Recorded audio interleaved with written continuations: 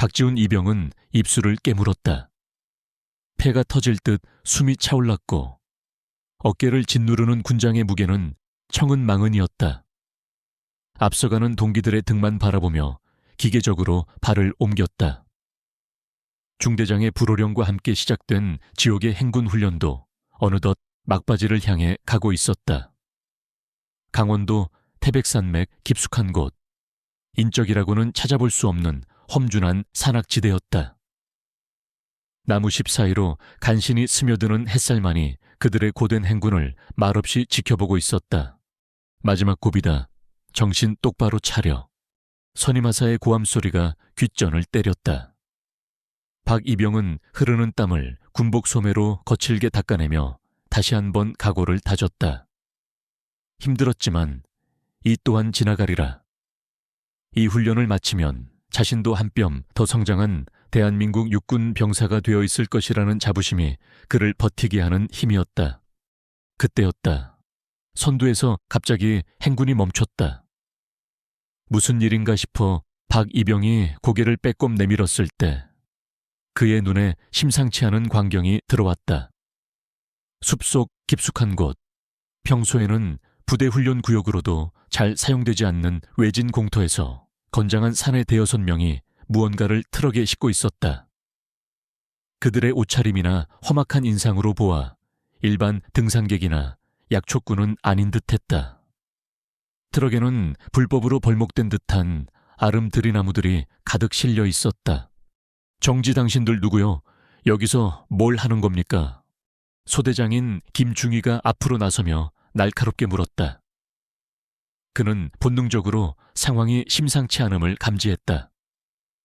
사내들은 갑작스러운 군인들의 등장에 당황한 기색이 역력했지만 이내 험악한 표정을 지으며 욕설을 내뱉기 시작했다. 뭐야, 이 새끼들은 군바리들이 여긴 왜 기어들어와? 가장 덩치가 크고 얼굴에 흉터가 있는 사내가 앞으로 나서며 시비를 걸었다. 그의 허리춤에는 작업용 손도끼가 걸려 있었다. 명백한 불법 벌목 현장이었다. 김중희는 침착하게 대응하려 했지만 사내들의 태도는 점점 더 공격적으로 변해갔다. 여기는 군사작전 구역입니다. 당신들의 행위는 명백한 불법입니다. 당장 작업을 중단하고 신분증을 제시하십시오. 김중희의 경고에도 사내들은 코웃음을 쳤다. 군사작전 구역 지랄하네. 여긴 우리 칠성파 구역이야. 새끼들아. 군바리들이 뭘 안다고 까불어. 칠성파. 박이병은 그 이름을 듣고 등골이 서늘해지는 것을 느꼈다. 이 지역 일대에서 악명 높은 조직폭력배 집단이었다. 그들은 온갖 불법적인 사업에 손을 대고 있었으며 지역 경찰마저도 그들의 눈치를 본다는 소문이 파다했다. 상황은 일촉즉발로 치달았다. 사내들은 들고 있던 연장을 고쳐 잡으며 군인들을 위협하기 시작했고 젊은 혈기의 병사들 역시 물러서지 않으려는 기색이었다. 비록 실탄은 지급되지 않은 훈련 상황이었지만 군인의 명예를 걸고 불의를 외면할 수는 없었다. 이 새끼들이 진짜 겁대가리를 상실했네.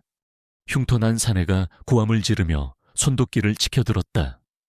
그 순간 박이병의 바로 앞에 서 있던 동기초의 일병이 그를 막아서려다 사내가 휘두른 강목에 머리를 정통으로 맞고 쓰러졌다. 최일병.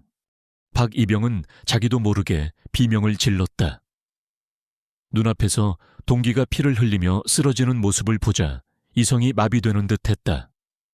그는 본능적으로 쓰러진 최일병을 감싸 안으며 흉터난 사내를 노려보았다. 네, 이놈들. 분노에 찬 다른 병사들이 달려들려 했지만 칠성파 조직원들은 수적으로는 비슷했으나 훨씬 더 잔인하고 난폭했다. 그들은 마치 약속이나 한 듯이 일제히 군인들에게 달려들어 무차별적인 폭행을 가하기 시작했다. 훈련으로 단련된 군인들이었지만 갑작스러운 기습과 흉기를 앞세운 조폭들의 악랄함에 속수무책으로 당할 수밖에 없었다. 좁은 숲길은 순식간에 아비규환의 현장으로 변했다. 비명과 고함, 둔탁한 타격음이 숲의 정적을 갈랐다. 박이병은 최일병을 보호하려 안간힘을 썼다. 등 뒤로 쏟아지는 주먹과 발길질을 온몸으로 받아내면서도 그는 이를 악물고 버텼다. 하지만 한계가 있었다. 한 조폭이 휘두른 굵은 나뭇가지가 그의 왼쪽 다리를 강타했다. 뚝하는 소름 끼치는 소리와 함께 극심한 고통이 몰려왔고 박이병은 그대로 정신을 잃었다. 얼마나 시간이 흘렀을까. 희미한 의식 속에서 누군가 자신을 흔들어 깨우는 소리가 들렸다. 힘겹게 눈을 뜨자 눈앞에는 눈물범벅이 된 소대장과 동기들의 얼굴이 보였다. 칠성파 놈들은 이미 사라지고 없었다. 주변에는 부러진 나뭇가지와 핏자국, 그리고 신음하는 부상병들만이 남아 처참했던 상황을 말해주고 있었다. 박이병 정신이 드나 김중희의 목소리가 다급했다. 박이병은 왼쪽 다리에서 느껴지는 극심한 통증에 다시 한번 신음을 흘렸다. 다행히 의식은 돌아왔지만 몸을 움직일 수가 없었다. 최일병은 머리에 심한 출혈을 보이며 의식을 잃은 상태였고 그 외에도 서너 명의 병사들이 크고 작은 부상을 입고 고통스러워하고 있었다. 무정히 빨리 무정의로 지원 요청해 김중희는 절규하듯 외쳤다. 평화롭던 훈련장은 한순간에 지옥으로 변해 있었다. 군복은 흙먼지와 피로 얼룩졌고 젊은 군인들의 얼굴에는 분노와 절망, 그리고 모멸감이 뒤섞여 있었다. 국가를 위해 헌신하는 군인들이, 그것도 신성한 군사훈련 중에 일가의 조직폭력배들에게 무참히 짓밟혔다는 사실은 그 무엇과도 바꿀 수 없는 치욕이었다. 숲속에는 부상병들의 신음소리와 살아남은 병사들의 거친 숨소리만이 가득했다. 방금 전까지 푸르렀던 숲은 이제 핏빛으로 물든 절망의 공간이 되어버렸다.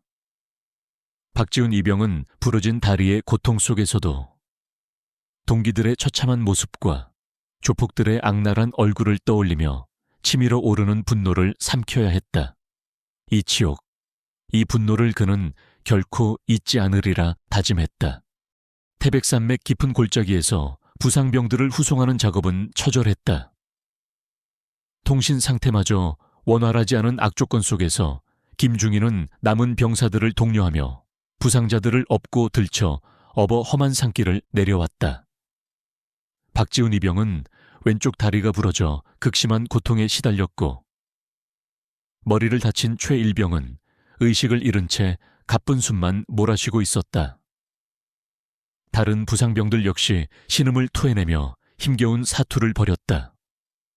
몇 시간을 헤맨 끝에야 간신히 부대 지원 헬기가 착륙할 수 있는 지점에 도착했고 부상병들은 긴급히 국군수도병원으로 후송되었다. 국군수도병원 응급실은 순식간에 아수라장이 되었다. 군의관과 간호사들이 긴급하게 움직이며 부상병들을 처치했다. 박이병은 정밀 검사 결과 왼쪽 정강이뼈 복합골절이라는 진단을 받았고 최일병은 두개골 골절 및 뇌출혈 의심으로 즉시 응급수술에 들어갔다. 다른 병사들도 타박상과 열상, 골절 등으로 집중치료가 필요한 상태였다. 김중희는 수술실 앞에서 초조하게 기다리며 피 묻은 군복 소매를 움켜쥐었다. 그의 얼굴에는 분노와 자책감이 뒤섞여 있었다. 사건 발생 직후 김중희는 즉시 관할 경찰서에 이 사실을 알리고 신속한 수사를 촉구했다. 그는 부대 복귀 후 대대장에게 사건 경위를 상세히 보고했고 대대장은 즉시 연대장에게, 연대장은 사단장에게 차례로 보고를 올렸다. 군 지휘 계통은 신속하게 움직였지만 정작 사건을 직접 수사해야 할 지역 경찰의 반응은 미온적이었다. 다음날 아침 김중희는 직접 관할 경찰서인 태백경찰서로 향했다. 그는 박 서장이라는 중년의 경찰서장을 만나 강력하게 항의했다. 서장님, 어제 우리 부대원들이 불법 벌목 중이던 조직폭력배들에게 무차별 폭행을 당했습니다. 현역 군인들이 그것도 훈련 중에 이런 테러를 당했는데 어떻게 이렇게 안일하게 대처하실 수 있습니까? 박 서장은 귀찮다는 듯 손을 내저으며 말했다. 김중희, 진정하게 우리도 어제 신고받고 현장 조사 나갔었네. 하지만 당신들 말만 듣고 무턱대고 수사할 순 없는 거 아닌가? 그쪽 말로는 군인들이 먼저 시비를 걸었다고 하던데 김중희는 어이가 없었다. 시비라니요. 저희는 정당한 임무 수행 중이었고 불법 현장을 목격하고 제지하려 했을 뿐입니다. 그놈들은 명백한 칠성파 조직원들이었습니다. 서장님께서도 익히 알고 계시지 않습니까? 박 서장의 표정이 순간 굳어졌다. 칠성파는 이 지역에서 막강한 영향력을 행사하는 조직이었다. 웬만한 지역 유지나 공무원들도 그들의 눈치를 보는 실정이었다. 그는 괜히 긁어부스럼을 만들고 싶지 않았다. 김중희, 증거도 없이 함부로 말하지 말게. 칠성파인지 뭔지는 모르겠지만 일단 쌍방폭행으로 조사 중이니 결과를 기다리게. 그리고 군인들이라고 해서 특별 대우를 받을 순 없는 거야. 박 서장의 무책임하고 비협조적인 태도에 김중희는 더 이상 말을 섞고 싶지 않았다. 그는 분노를 억누르며 경찰서를 나섰다. 이대로라면 사건은 유야무야 되거나 기껏해야 단순 폭행 사건으로 축소될 것이 뻔했다. 그는 이대로 물러설 수 없었다. 이것은 단순한 폭력 사건이 아니라 군의 명예와 국가의 기강에 대한 심각한 도전이었다.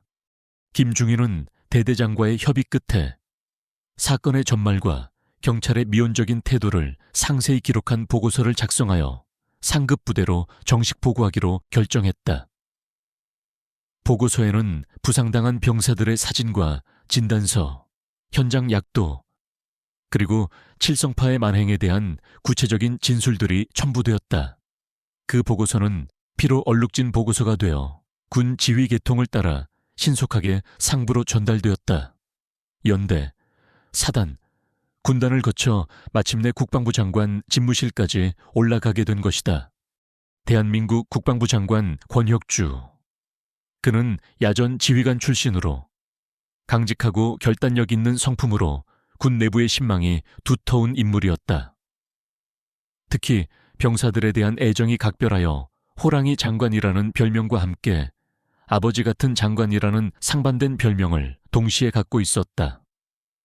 그는 불의를 용납하지 않았으며 군의 명예를 훼손하는 그 어떤 행위도 좌시하지 않는 것으로 유명했다. 그날 오후 권혁주 장관은 산더미처럼 쌓인 결재 서류를 검토하고 있었다. 그때 비서실장이 긴급 보고라며 붉은색 표지의 파일을 내밀었다.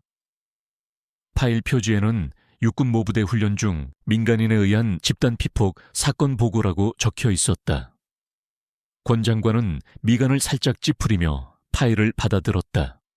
그는 천천히 보고서를 읽어 내려갔다. 한 장 한 장 넘길수록 그의 표정은 점점 더 굳어졌다.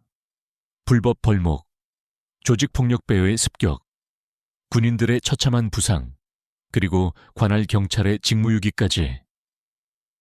보고서에 담긴 내용은 충격적이었고 그의 가슴속 깊은 곳에서부터 뜨거운 분노가 치밀어 오르는 것을 느꼈다. 특히 박지훈 이병과 최 일병의 부상 상태를 기록한 부분을 읽을 때는 그의 손이 부들부들 떨리기까지 했다. 이런 천인공노할 일이. 권 장관은 나지막이 읊조렸다. 그의 목소리는 차분했지만 그 안에 담긴 분노는 활화산처럼 들끓고 있었다. 감히 대한민국의 군인들을, 그것도 신성한 국방의 의무를 수행하고 있는 젊은이들을 이렇게 무참하게 짓밟다니. 이것은 단순한 폭력 사건을 넘어선 국가와 군에 대한 정면 도전이었다. 보고서를 다 읽은 권 장관은 한동안 아무 말 없이 창밖을 바라보았다. 서울의 번화한 빌딩 숲 너머로 그가 평생을 바쳐 지켜온 조국의 하늘이 펼쳐져 있었다. 그는 결코 이 사건을 용납할 수 없었다. 반드시 범인들을 찾아내어 그에 상응하는 대가를 치르게 하고 땅에 떨어진 군의 명예를 되찾아야 했다. 그의 눈빛이 차갑게 빛나기 시작했다. 호랑이 장관의 분노가 마침내 폭발하려 하고 있었다. 그는 인터폰을 눌러 비서실장을 호출했다. 지금 즉시 국방부 조사본부장과 특별수사단장을 내 집무실로 부르게. 그의 목소리는 강철처럼 단단했다. 거대한 폭풍이 몰려오고 있음을 예고하는 듯했다. 국방부 장관 권혁주의 집무실에는 무거운 침묵이 흘렀다. 방금 전까지 격앙된 목소리로 사건의 심각성을 토로하던 국방부 조사본부장 이태영 대장과 특별수사단장 한상철 대령은 잔뜩 긴장한 표정으로 권 장관의 다음 말을 기다리고 있었다. 권 장관은 두 사람의 보고를 받는 내내 거의 아무런 표정 변화 없이 눈을 감고 듣고만 있었다. 하지만 그의 굳게 담은 입술과 미세하게 떨리는 턱 근육은 그가 얼마나 엄청난 분노를 억누르고 있는지를 짐작하게 했다. 두 사람의 보고는 잘 들었소. 한참 만에 권 장관이 입을 열었다. 그의 목소리는 놀랍도록 차분했지만 그 안에 서린 냉기는 듣는 이의 등골을 오싹하게 만들 정도였다. 이것은 단순한 폭력 사건이 아니오. 대한민국의 군을 그리고 국가의 기강을 정면으로 모독한 중대 도발 행위요. 일개 조직폭력배 따위가 감히 우리 군인들의 신성한 군복에 피를 묻히고 국가 안보를 위한 훈련을 방해했다는 사실을 나는 국방부 장관으로서 도저히 묵과할 수 없어. 이태영 대장과 한상철 대령은 말없이 고개를 숙였다. 그들 역시 군복을 입은 군인으로서 이번 사건에 대한 분노가 하늘을 찌를 듯했다.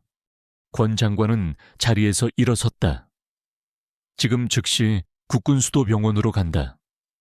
내 눈으로 직접 아이들의 상태를 확인해야겠소. 그의 목소리에는 더 이상의 논쟁을 허용하지 않겠다는 단호함이 실려 있었다. 국군수도병원에 도착한 권 장관은 병원장으로부터 부상당한 병사들의 상태에 대해 상세한 보고를 받았다. 특히 최 일병은 아직 의식을 회복하지 못하고 중환자실에 누워 있었고 박지훈 이병은 복합골절로 인해 몇 차례의 추가 수술이 필요할 수도 있다는 말에 권 장관의 얼굴은 더욱 굳어졌다. 그는 먼저 박지훈 이병의 병실을 찾았다. 마침 박 이병의 부모님이 와서 아들의 곁을 지키고 있었다.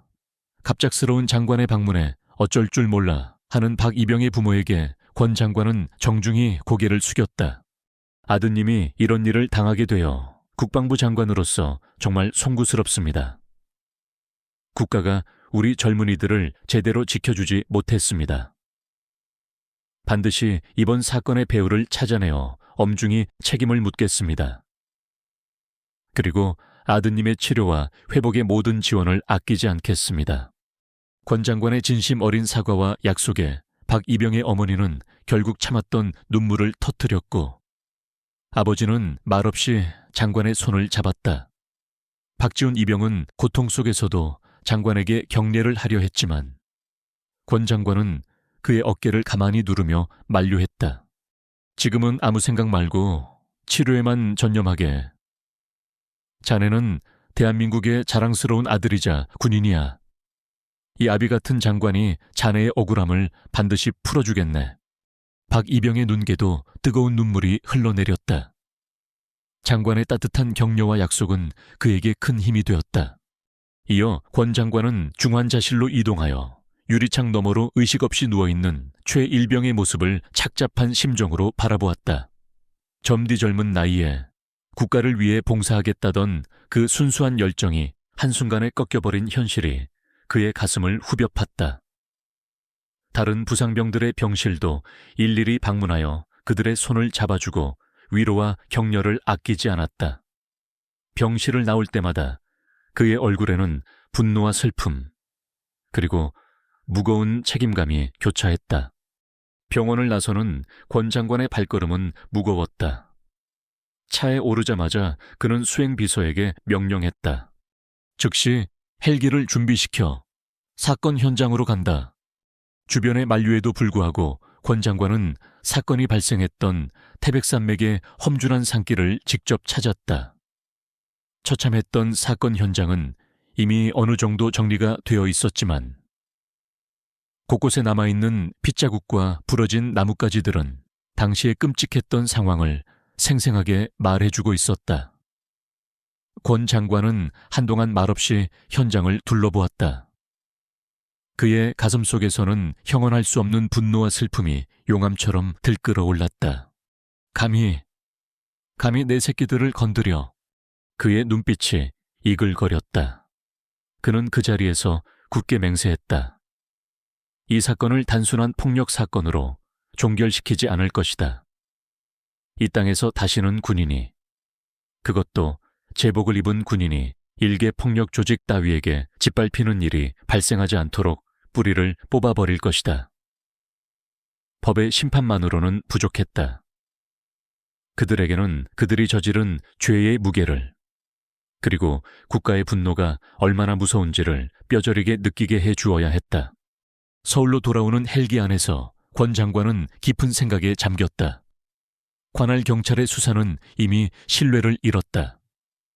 칠성파라는 조직은 생각보다 지역사회에 깊숙이 뿌리내리고 있을 가능성이 높았다. 일반적인 사법 절차만으로는 그들을 완전히 괴멸시키는데 한계가 있을 것이 분명했다. 그렇다면 다른 방법을 찾아야 했다.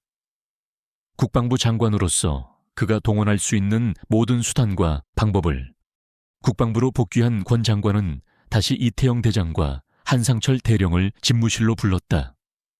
그의 얼굴에는 더 이상 슬픔이나 분노의 감정이 드러나지 않았다. 오직 강철 같은 결의와 냉철한 판단력만이 남아있었다.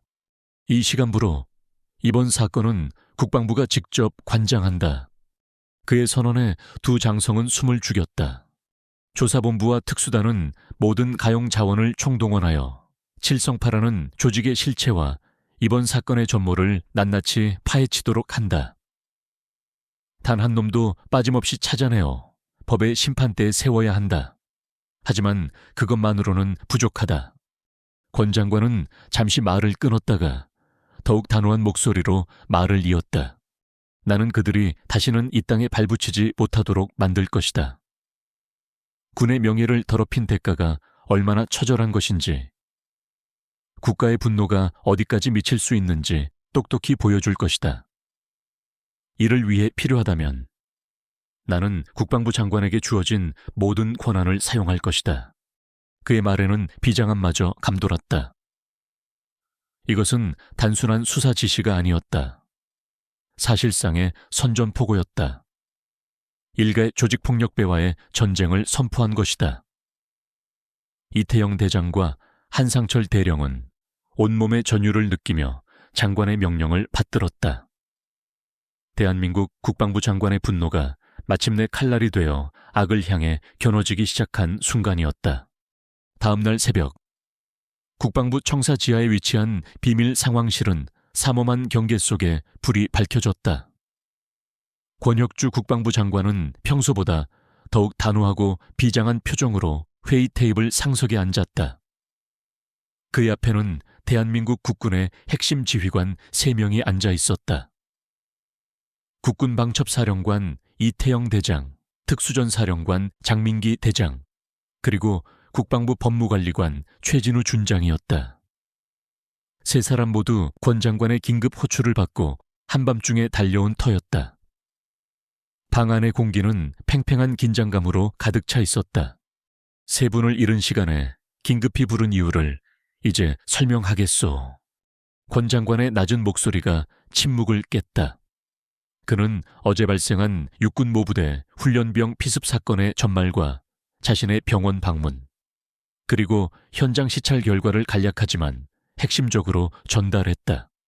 그의 목소리에는 깊은 분노와 함께 어떤 결연한 의지가 담겨 있었다. 이번 사건은 단순한 우발적 폭력 사건이 아니요. 군의 사기를 저하하고 국가기강을 우롱하는 조직적인 범죄 집단의 계획적인 도발로 판단하오.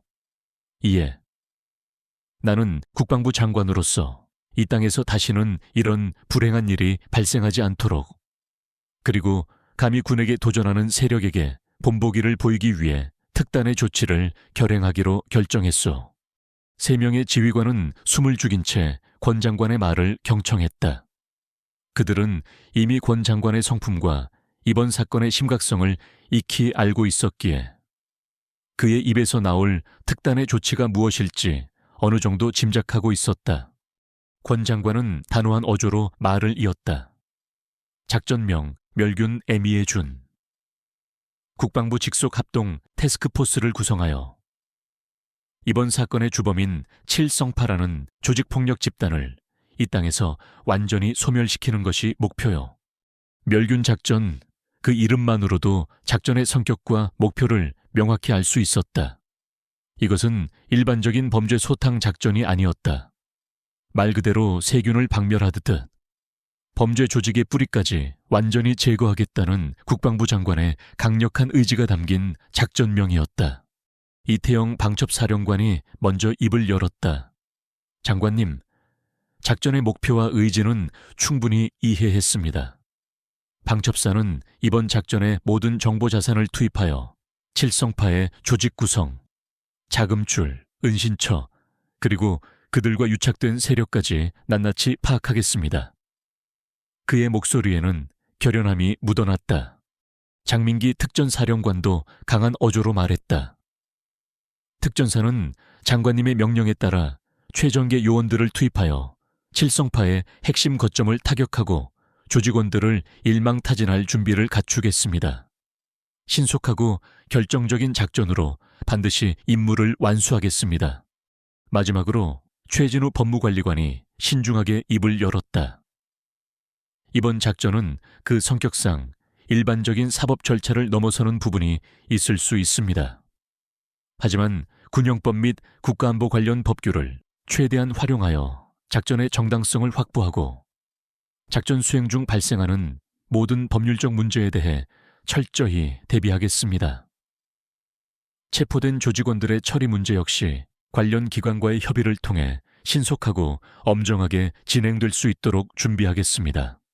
권 장관은 3사람의 보고를 듣고 만족스러운 표정을 지었다. 역시 자신이 믿고 중책을 맡길 만한 인물들이었다. 좋소. 멸균 작전 태스크포스는 지금 이 시간부로 공식적으로 가동되며 작전의 총괄 지휘는 내가 직접 맡겠소. 3분은 각자의 위치에서 맡은 바 임무를 완벽하게 수행해 주길 바라오. 이번 작전은 극도의 보안 속에서 진행되어야 하며 외부로 정보가 유출되는 일은 절대 없어야 할 것이오. 또한 작전 수행 과정에서 우리 군의 명예를 더럽히는 어떠한 불미스러운 일도 발생해서는 안 될 것이며 무고한 민간인의 피해는 절대로 용납할 수 없다는 점을 명심해 주시오. 명심하겠습니다. 3명의 지휘관이 일제히 경례를 붙였다. 회의가 끝난 후 멸균 작전 태스크포스는 즉시 가동에 들어갔다.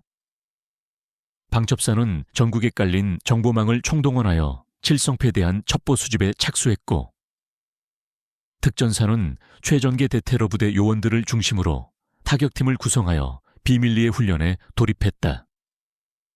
국방부 법무관리실은 이번 작전의 법적 근거를 마련하고 예상되는 문제점들을 검토하기 시작했다. 며칠 만에 칠성패에 대한 초기 정보들이 권 장관에게 보고되었다. 칠성파는 강원도 태백 지역을 중심으로 활동하는 악명 높은 조직으로 두목 마동철을 필두로 약 200여 명의 조직원을 거느리고 있었다. 그들은 불법 도박장 운영, 유흥업소, 갈취, 사채업뿐만 아니라 최근에는 마약 밀매와 불법 폐기물 처리 사업에도 손을 대며 막대한 자금을 축적하고 있었다. 또한 지역 경찰 및 일부 정치인들과도 검은 유착관계를 맺고 있다는 정황도 포착되었다. 그들의 범죄 행각은 상상을 초월할 정도로 대담하고 잔인했으며 이번 군인 피습 사건 역시 그들의 오만함과 폭력성을 여실히 보여주는 증거였다. 권혁주 장관은 보고서를 읽으며 다시 한번 치밀어 오르는 분노를 억눌렀다. 그는 책상 위에 놓인 태백산맥 지도를 바라보며 나지막이 중얼거렸다. 마동철, 그리고 칠성파, 너희들은 아주 단단히 잘못 건드렸다. 대한민국의 군을, 그리고 이 나라의 법과 질서를 우롱한 대가가 얼마나 처참한 것인지 곧 알게 될 것이다. 그의 눈빛은 차갑게 빛나고 있었다. 거대한 국가 권력의 힘이 이제 막 암흑 속의 범죄 조직을 향해 조용히 움직이기 시작하고 있었다. 그 누구도 예상하지 못한 충격적인 사건의 서막이 그렇게 열리고 있었다. 멸균 작전 태스크포스가 본격적으로 가동되면서 국방부에 보이지 않는 힘은 거대한 강철 그물처럼 칠성파를 향해 서서히 드리워지기 시작했다. 작전의 최우선 목표는 칠성파의 실체를 완벽하게 파악하는 것이었다. 이를 위해 이태영 방첩사령관이 이끄는 정보팀은 모든 역량을 총동원했다. 방첩사의 사이버 요원들은 칠성파 조직원들의 통신 기록과 금융거래 내역을 비밀리에 추적했고 일부 하부 조직원들을 회유하거나 기존 정보원을 활용하여 조직 내부의 은밀한 정보들을 빼내기 시작했다. 그들이 사용하는 암호화된 메신저와 비밀 대화방까지 감청 대상에 올랐다. 칠성파의 주요 자금줄이었던 불법 도박 사이트와 유흥업소들의 수익 구조, 그리고 그 자금들이 어떻게 세탁되어 두목 마동철에게 흘러 들어가는지에 대한 구체적인 증거들이 속속 확보되었다. 또한 그들이 지역 경찰 일부와 유착관계를 맺고 있다는 심증을 굳힐 만한 단서들도 포착되었다. 한편 장민기 특전사령관이 지휘하는 작전팀은 칠성파의 주요 활동 거점과 두목 마동철의 은신처에 대한 정밀 감시에 들어갔다. 최첨단 드론과 위성사진 판독은 물론 특전사 정찰 요원들이 민간인으로 위장하여 직접 현장 답사를 통해 이동 경로, 경비 상태, 내부 구조 등을 꼼꼼하게 파악했다. 마동철의 호화로운 저택 주변에는 24시간 감시망이 펼쳐졌고 그의 일거수일투족이 기록되었다. 특전사 요원들은 마치 유령처럼 움직이며 칠성파의 숨통을 조여갈 준비를 하고 있었다. 작전이 시작된 지 일주일이 지났을 무렵 칠성파 내부에서는 서서히 이상한 기류가 감지되기 시작했다. 그동안 아무런 문제 없이 진행되던 밀거래에서 갑자기 차질이 생기거나 단속이 거의 없었던 변두리 도박장이 느닷없이 경찰의 급습을 받는 일이 발생했다. 물론 이러한 급습은 방첩사가 흘린 정보를 바탕으로 마치 일상적인 단속처럼 보이도록 교묘하게 연출된 것이었다. 또한 과거에 저질렀던 사소한 범죄들로 인해 칠성파의 하부 조직원 몇몇이 갑자기 체포되거나 의문의 교통사고를 당하는 일도 발생했다. 조직 내에서는 요즘 재수가 없다. 뭔가 이상하다는 불만과 불안감이 조금씩 퍼져나갔다. 두목 마동철은 처음에는 이러한 상황들을 대수롭지 않게 여겼다. 가끔 있는 일진 사나운 날 정도로 생각하거나 경쟁 조직의 견제 정도로 치부했다. 그는 부하들에게 괜히 쫄지 말고 하던 대로 해 라고 큰소리쳤지만 내심 찜찜한 기분을 떨쳐버릴 수는 없었다. 최근 자신들의 사업에 사사건건 제동이 걸리고 조직원들이 연이어 문제를 일으키는 것이 단순한 우연이라고 보기에는 석연치 않은 구석이 많았다. 이 실장, 요즘 우리 구역에서 이상한 낌새 못 느꼈나? 마치 누가 우리 뒤를 캐고 다니는 것 같은데. 마동철이 자신의 오른팔인 이 실장에게 물었다. 이 실장은 고개를 저으며 말했다. 형님, 너무 예민하신 거 아닙니까? 그저 운이 좀 안 따를 뿐입니다. 경쟁 조직 놈들이 좀 설쳐대는 것 같긴 한데 그것도 조만간 정리하겠습니다. 설마 우리 칠성파를 건드릴 만한 배짱 있는 놈들이 이 바닥에 있겠습니까? 마동철은 이 실장의 말에 고개를 끄덕이면서도 의심을 완전히 거두지는 못했다. 그는 최근 자신을 자극했던 군발이 피습 사건을 떠올렸다. 그때 그 건방진 군인 놈들 때문에 괜히 시끄러워지긴 했지만 이미 지역 경찰서장에게 손을 써두었고 별 문제 없이 넘어갈 것이라고 생각했다. 설마 그 일 때문에 이런 일이 벌어지고 있다고는 상상조차 하지 못했다. 그의 오만함은 아직 현실의 위험을 제대로 감지하지 못하게 만들고 있었다. 그는 오히려 경쟁 조직이나 내부의 배신자를 의심하며 엉뚱한 곳에 신경을 곤두세웠다. 권혁주 장관은 매일 아침 자신의 집무실에서 멸균 작전의 진행 상황을 보고받았다. 그의 앞에는 태스크포스 지휘관들이 제출한 방대한 양의 정보와 분석 자료들이 놓여 있었다. 칠성파의 조직도, 자금 흐름도, 핵심 조직원들의 신상 정보, 그리고 그들의 범죄 증거들이 지도 위에 붉은 점과 선으로 촘촘하게 표시되어 있었다. 권 장관은 보고를 받는 내내 날카로운 질문을 던지며 작전의 허점을 보완하도록 지시했다. 그의 눈빛은 얼음장처럼 차가웠고 목소리에는 한치의 흔들림도 없었다. 그는 이 작전이 단순한 복수가 아니라 국가의 기강을 바로 세우고 군의 명예를 지키는 신성한 임무라고 생각했다. 시간이 흐를수록 칠성파를 둘러싼 강철 그물은 더욱 촘촘하게 조여졌다. 방첩사는 마동철의 비자금 은닉처와 해외 도피 경로까지 파악했고 특전사는 각 목표 지점에 대한 완벽한 침투 및 타격 계획을 수립했다.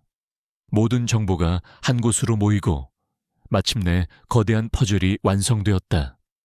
이제 남은 것은 마지막 결행의 순간뿐이었다. 권혁주 장관은 최종 보고를 받은 후 작전 개시일을 결정했다. D-Day. 그날은 칠성팩의 심판의 날이 될 것이며 대한민국군의 무서움을 보여주는 날이 될 것이었다. 그의 입가에 짧지만 의미심장한 미소가 떠올랐다. 이제 사냥을 시작할 시간이군. 그의 나지막한 목소리가 비밀 상황실에 울려 퍼졌다. 곧 다가올 피해 폭풍을 예고하는 듯했다. 작전 개시일 새벽 4시 대한민국 국방부 지하 벙커에 위치한 멸균 작전 지휘 통제실은 숨막히는 긴장감으로 가득 차 있었다. 대형 스크린에는 한반도 전역의 위성 지도와 함께 칠성파의 주요 목표 지점들이 붉은 점으로 표시되어 있었고 실시간으로 전송되는 각종 정보들이 쉴 새 없이 업데이트되고 있었다. 권혁주 국방부 장관은 군복 차림으로 지휘석에 앉아 흔들림 없는 눈빛으로 스크린을 응시하고 있었다. 그의 양옆으로는 이태영 방첩사령관과 장민기 특전사령관이 작전 진행 상황을 보좌하고 있었다. 작전 개시 5분 전 통제실에 낮은 음성이 울려 퍼졌다. 모든 요원들이 각자의 위치에서 마지막 점검을 마치고 명령을 기다렸다. 권 장관은 마이크를 잡고 짧고 단호하게 명령을 내렸다. 멸균 작전 지금 즉시 개시하라. 그의 명령과 동시에 대한민국 전역에 은밀하게 포진해 있던 특전사 최정예 타격팀과 방첩사 요원들이 일제히 움직이기 시작했다. 작전은 한치의 오차도 없이 마치 잘 짜인 교향곡처럼 진행되었다. 첫 번째 목표는 칠성파의 두목 마동철의 호화 저택이었다. 강원도 깊은 산속에 위치한 그의 저택은 철통 같은 경비 시스템과 수십 명의 경호 인력으로 둘러싸여 있었지만 어둠을 틈타 침투한 특전사 7병07 특임대 요원들 앞에서는 무용지물이었다. 요원들은 소음기를 장착한 K1A 기관 단총과 최첨단 야간 투시 장비를 이용하여 그림자처럼 움직였다. 외부 경비를 순식간에 제압한 그들은 폭약을 이용하여 저택의 강화 유리창과 철문을 동시에 폭파시키고 내부로 진입했다. 꼼짝마 움직이면 쏜다. 섬광탄과 함께 들이닥친 특전사 요원들의 위세에 저항하던 마동철의 경호원들은 제대로 손 한 번 써보지 못하고 제압당했다. 마동철은 자신의 침실에서 잠옷바람으로 끌려 나왔다. 방금 전까지만 해도 이 지역의 왕처럼 군림하던 그의 얼굴에는 당혹감과 공포, 그리고 믿을 수 없다는 표정이 뒤섞여 있었다. 너희들 뭐야? 어떤 새끼들이야? 마동철이 발악하듯 소리쳤지만 특전사 요원은 차가운 목소리로 대답했다. 대한민국 국군이다. 내 놈들의 만행은 여기까지다. 비슷한 시각, 칠성파의 주요 자금줄이었던 불법 도박장과 유흥업소, 그리고 핵심 간부들의 은신처에도 특전사 타격팀이 동시에 급습했다. 방탄 헬멧과 방탄복으로 중무장한 요원들은 건물 내부로 신속하게 진입하여 저항하는 조직원들을 단숨에 제압했다. 일부 조직원들이 흉기를 들고 격렬하게 저항하려 했지만 실전으로 단련된 특전사 요원들의 상대가 되지 못했다. 작전은 비살상을 원칙으로 했으나 총기를 꺼내 들거나 흉기로 위협하는 조직원들에 대해서는 가차없는 대응 사격이 이루어졌다. 방첩사 요원들은 특전사 요원들이 확보한 현장에서 칠성파의 범죄 증거들을 수집했다. 비밀 장부, 컴퓨터, 하드디스크, 마약, 불법 무기들이 쏟아져 나왔다.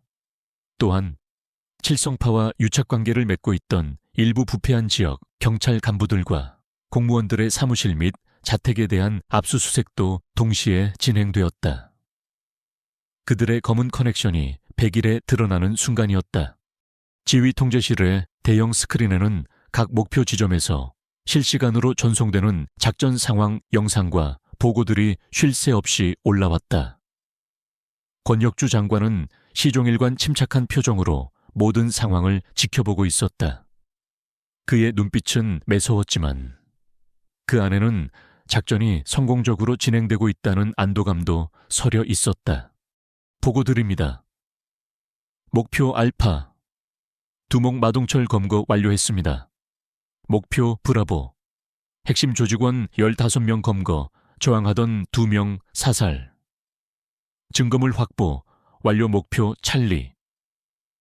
자금관리책 사무실에서 중요 회계 장부 및 컴퓨터 파일 확보했습니다. 작전 개시 1시간 만에 칠성파의 핵심부라고 할 수 있는 대부분의 목표 지점이 장악되었다. 그들의 저항은 예상보다 미미했고 군의 압도적인 힘 앞에 속수무책으로 무너져 내렸다. 이것은 단순한 경찰의 단속 작전이 아니었다. 국가가 동원할 수 있는 최정예 군사력을 투입하여 범죄 조직을 뿌리째 뽑아버리는 말 그대로 멸균 작전이었다. 물론 예기치 않은 상황도 발생했다.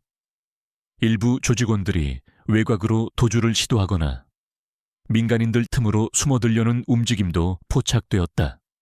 하지만 이미 모든 예상 도주로와 은신 가능 지역에는 방첩사의 감시망과 특전사의 차단 병력이 배치되어 있었다. 그들은 거미줄에 걸린 파리처럼 빠져나갈 길이 없었다. 권 장관은 지휘통제실에서 이 모든 과정을 지켜보며 냉철하게 지시를 내렸다. 그의 판단은 정확했고 결단은 신속했다. 그는 이번 작전이 단순한 범죄 조직 소탕을 넘어 군의 명예를 회복하고 국가기강을 바로 세우는 중요한 계기가 되기를 바랐다. 또한 무고한 민간인의 피해를 최소화하라는 그의 지시는 작전 내내 철저하게 지켜졌다. 작전 개시 후 약 3시간이 흘렀을 무렵 동이 트기 시작하는 새벽 하늘 아래 멸균 작전은 사실상 종료되었다. 칠성파 두목 마동철을 비롯한 핵심 조직원 대부분이 검거되거나 사살되었고 그들의 자금줄과 사업체는 완전히 폐쇄되었다. 대한민국 암흑에서 악명을 떨치던 거대 조직 칠성파가 하룻밤 사이에 역사 속으로 사라지는 순간이었다. 권혁주 장관은 지휘통제실 스크린에 떠오른 작전 완료라는 보고를 받고 나서야 비로소 굳었던 얼굴 근육을 풀었다. 그는 자리에서 일어나 작전에 참여한 모든 요원들에게 격려와 감사의 말을 전했다. 그의 목소리에는 피로감과 함께 깊은 안도감이 묻어 있었다. 모두 수고했네. 자네들이 바로 대한민국의 자랑스러운 방패이자 검이다. 충격적인 사건은 그렇게 막을 내리고 있었다. 하지만 이것은 끝이 아니었다. 이제부터는 이 사건이 남긴 의미와 교훈을 되새기고 더 안전하고 정의로운 사회를 만들기 위한 새로운 시작이 기다리고 있었다. 그리고 그 중심에는 국방부 장관 권혁주의 결단과 리더십이 있었다. 마열균 작전의 결과는 대한민국 사회 전체를 뒤흔들었다. 국방부가 직접 나서서 국내 조직폭력배를 소탕했다는 사실은 전례 없는 일이었기에 언론은 연일 이 사건을 대서특필했다. 작전명 멸균의 전모와 칠성파의 악랄한 범죄 행각, 그리고 군인들이 훈련 중 피습당했던 끔찍한 사건의 진상이 상세히 보도되면서 국민들은 경악과 분노를 금치 못했다. 초기에는 군의 직접적인 개입에 대한 적법성 논란과 과잉 대응이라는 일부 비판적인 시각도 존재했다. 몇몇 시민단체와 인권 변호사들은 군사력의 국내 문제 개입에 대한 우려를 표명하기도 했다. 하지만 칠성파가 저지른 만행의 잔혹성과 군인들이 겪어야 했던 고통, 그리고 지역 경찰의 무능함과 유착 의혹까지 드러나면서 여론은 급격히 국방부의 조치를 지지하는 쪽으로 기울었다. 특히 젊은 군인들이 겪은 억울한 폭력에 대한 국민적 공분은 하늘을 찔렀다. 사건 발생 며칠 후 권혁주 국방부 장관은 직접 기자회견을 자청했다. 수많은 카메라 플래시 세례 속에서 그는 담담하지만 단호한 어조로 입을 열었다. 존경하는 국민 여러분, 먼저 이번 불미스러운 일로 심려를 끼쳐드린 점에 대해 국방부 장관으로서 깊은 유감을 표합니다. 그는 잠시 고개를 숙였다가 다시 말을 이었다. 하지만 분명히 말씀드릴 수 있는 것은 이번 멸균 작전은 대한민국의 군인들을 보호하고 국가의 기강을 바로 쓰며 국민의 안전을 위협하는 암적인 존재를 제거하기 위한 불가피한 조치였다는 것입니다. 권 장관은 칠성파의 잔혹한 범죄 행위와 군인 피습 사건의 전말, 그리고 작전의 정당성에 대해 상세히 설명했다. 그는 이번 작전의 모든 책임은 자신에게 있으며 어떠한 비판도 감수하겠다고 밝혔다. 그의 당당하고 책임감 있는 모습에 기자회견장은 숙연해졌고 국민들은 그에게 아낌없는 박수를 보냈다. 그의 리더십은 위기에 처한 국가와 군의 자존심을 지켜냈다는 평가를 받았다. 체포된 칠성파 두목 마동철을 비롯한 핵심 조직원들은 군검찰의 강도 높은 조사를 거쳐 군사법원 또는 일반 법원에 기소되었다. 멸균 작전을 통해 확보된 방대한 양의 증거 자료들은 그들의 죄상을 낱낱이 밝혔고 재판은 신속하게 진행되었다. 마동철은 살인미수, 범죄단체 조직 및 활동, 마약 밀매, 불법 무기 소지 등 수십 가지 혐의로 결국 무기징역을 선고받았고 다른 조직원들 역시 중형을 면치 못했다. 칠성파라는 이름은 대한민국 범죄사에서 완전히 지워졌다. 또한 칠성파와 유착관계를 맺었던 일부 부패 공무원들과 경찰 간부들 역시 법의 심판을 받아 파면되거나 구속되었다. 국군수도병원에 입원 중이던 박지훈 이병과 최 일병을 비롯한 부상 군인들은 동료들의 헌신적인 간호와 군의 전폭적인 지원 속에서 빠르게 회복해갔다. 박 이병은 몇 차례의 수술 끝에 다리 기능을 거의 회복했고 의식불명 상태였던 최 일병 역시 기적적으로 의식을 되찾아 재활치료에 매진하고 있었다. 그들은 자신들을 위해 국가와 군이 보여준 단호한 응징에 깊은 감사를 표하며 하루빨리 건강을 회복하여 다시 군 복무에 임하겠다는 의지를 보였다. 권혁주 장관은 바쁜 일정 속에서도 틈틈이 병원을 찾아 그들을 격려했고 그들의 용기와 헌신에 대해 표창을 수여했다. 멸균 작전은 다른 범죄 조직들에게도 엄청난 경고가 되었다. 국가와 군을 상대로 폭력을 행사하는 것이 얼마나 어리석고 위험한 일인지를 똑똑히 보여준 사건이었기 때문이다. 한동안 암흑가는 숨을 죽였고 사회 전반에 걸쳐 법과 질서를 존중하는 분위기가 확산되었다. 모든 사건이 마무리된 후 권혁주 장관은 자신의 집무실에서 창밖을 바라보며 깊은 생각에 잠겼다. 그의 결정은 많은 논란을 낳았지만 그는 자신의 선택에 후회하지 않았다. 그는 국방부 장관으로서 그리고 한때 그 역시 젊은 군인이었던 선배로서 국가를 위해 헌신하는 젊은이들을 지켜야 할 의무가 있다고 굳게 믿었다. 그의 책상 위에는 박지훈 이병의 부모님이 보내온 감사 편지가 놓여 있었다.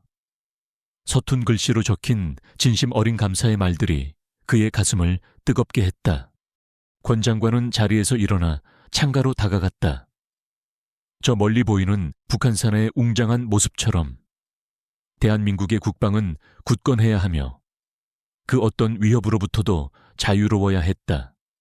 그는 다시 한번 마음속으로 다짐했다. 자신의 임기가 끝나는 날까지 그리고 그 이후에도 대한민국의 군인들이 자부심을 갖고 복무할 수 있는 나라, 국민들이 안심하고 살아갈 수 있는 나라를 만들기 위해 최선을 다하겠노라고 하늘은 맑았고 대한민국에는 새로운 질서와 희망의 아침이 밝아오고 있었다. 그 평화로운 아침은 보이지 않는 곳에서 국가와 국민을 위해 헌신하는 수많은 이들의 노력과 때로는 한 지도자의 단호한 결단에 의해 지켜지고 있음을 사람들은 다시 한번 깨닫게 되었다.